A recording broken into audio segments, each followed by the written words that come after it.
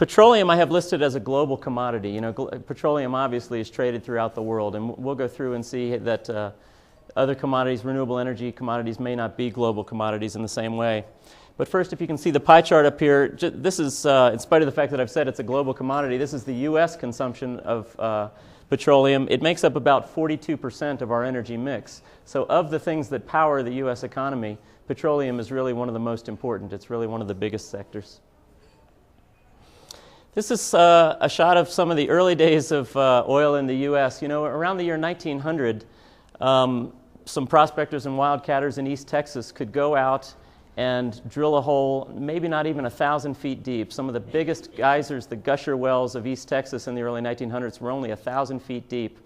And they would hit a pocket of oil with so much pressure, it would shoot oil out in a geyser hundreds of feet in the air, hundreds of thousands of barrels a day for the first several days, and then at a rate of tens of thousands of barrels a day for years. These wells would produce. And you see these, you probably can't see this picture well enough to see that these men have enormous smiles on their faces. They are all very rich men as a result of that geyser in the background. But basically, this is an example of what's called high resource quality. The first wells you hit in brand new areas tend to have this amazing return on the amount of energy you put in. This is our current situation in the U.S. right now, so that you know, and some of you may have stripper wells on your property. But the U.S., the average yield from a U.S. well is now about 20 barrels per day, as opposed to 20,000 barrels per day about 100 years ago. So obviously the situation has changed. And if you're only going to get 20 barrels a day out of your wells, you have to drill a lot of holes and you have to have a lot of wells. The U.S. currently has about 240,000 producing wells, about 250,000. That's almost half of all the wells in the world. In other words, every other country in the world, there's about 64 other oil-producing countries in the world. All of their wells combined total about that same number. So we've done quite a bit of drilling in the U.S. This is only the wells that are still producing. We've drilled many, many times more wells than that. This is a picture of oil production over the past 70 years or so in the United States. You can see that the peak of oil was more than 30 years ago. We were producing, 35 billion barrels a day, per year, and it's been declining ever since. What I want to draw your attention to, and we're going to talk about this quite a bit, is the shape of this curve. The curve is in what's considered in mathematics or statistics a bell curve. It's just a simple bell curve. It's a normal distribution curve. This curve is very common in phenomena in nature. It's very common in mathematics. But it's really no surprise that production of oil followed a bell curve. What's really going on here is these were before some of the best finds were made. This is as the production is ramping up, and then as the best wells that I was showing before begin to peter out, and you look in places that have less and less robust reserves, you start to get this decline. So this is the anticipation from here on out in the U.S. is that this will continue tailing off. There are some people in the Department of Energy, the Energy Information Administration, that may suggest that this is going to have a wild heyday and go back up. It doesn't. None of the mathematics supports that. The U.S. is in decline in oil production, has been for 30 years, and will virtually undoubtedly continue to be so. This is the U.S. lower 48, by the way. Alaska is a slightly different story, although it has its own bell curve shape to it as well. This good-looking fella, M. King Hubbert, was the first to actually propose that oil production would follow this bell curve shape. He was a shell oil geologist in the 50s, and around 1956, he drew out this calculation based on what he thought was how much oil there was in the U.S. The common thinking then was there was between 180 and 200 billion barrels of oil in the U.S. at that time.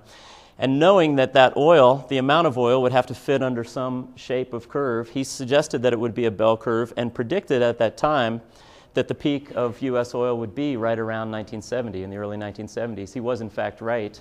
A lot of people called him crazy, and you're a charlatan, and the mathematics don't work that way, and we're going to find oil forever. And there was actually, he was asked by his boss not to make this presentation as late as 15 minutes before going up and making the presentation of this data. So in fact, he was absolutely correct. Oil production did follow this exact curve.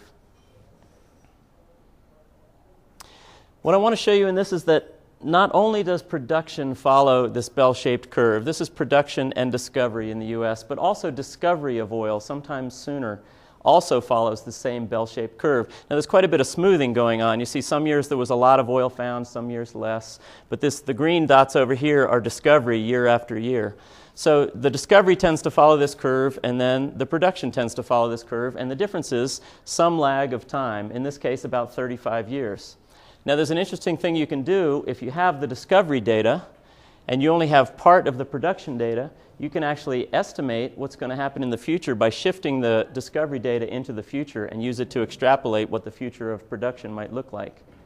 And it's based on a theory that's actually pretty solid, and that's the theory that you have to find the oil before you produce it. It's a fairly solid theory.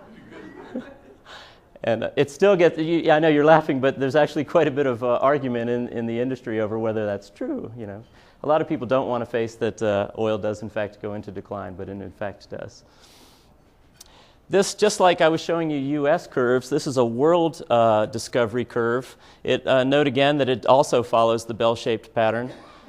Discovered oil volumes in the world peaked around the year 1960. For more than 40 years now, there has been less and less and less oil discovered every year. And I want you to bear in mind that the techniques being used back here in the early 1900s were simple techniques of basically ground seepage, where oil was seeping out of the ground. People thought, I wonder if there's oil there, and they drilled down and found it. And then the techniques got better and better. We get into seismic technology somewhere in the later, I think in the 80s, 70s or 80s. And then now, of course, we have 3D seismic technology that allows us to look very exactly at where the oil is. And even in spite of that kind of computer technology, there's still less and less and less oil found every year. We're actually burning oil now at about 4 times the rate we're finding it worldwide. We're not going to talk too much about world oil production, but as you can imagine that if the discovery curve looks like a bell curve, the production curve is also going to look like a bell curve. There's been a lot of studies done on when does the production of oil in the world peak, when will it actually peak. This is one of the best studies done. The reason I say it's one of the best studies is because of all the data available for how much oil is being produced and how much oil has already been produced in different regions. The best data in the world is held by the oil industry themselves, the people who are actually out doing exploration and production.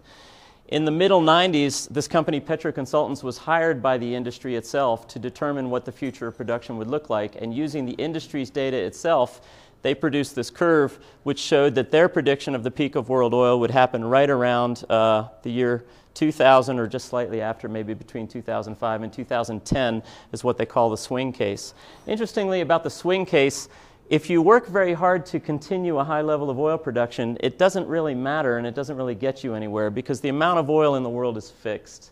Oil is made in the geological past. So the oil exists underneath this curve, and if you push the curve out this way, with a lot of effort to try to maintain your production, you end up with a faster fall off on the end. So it doesn't really do a lot of good to try to maintain your oil production, and some year it goes into decline. And in fact, a growing number of geologists believe that 2001 was the year of peak oil production in the world.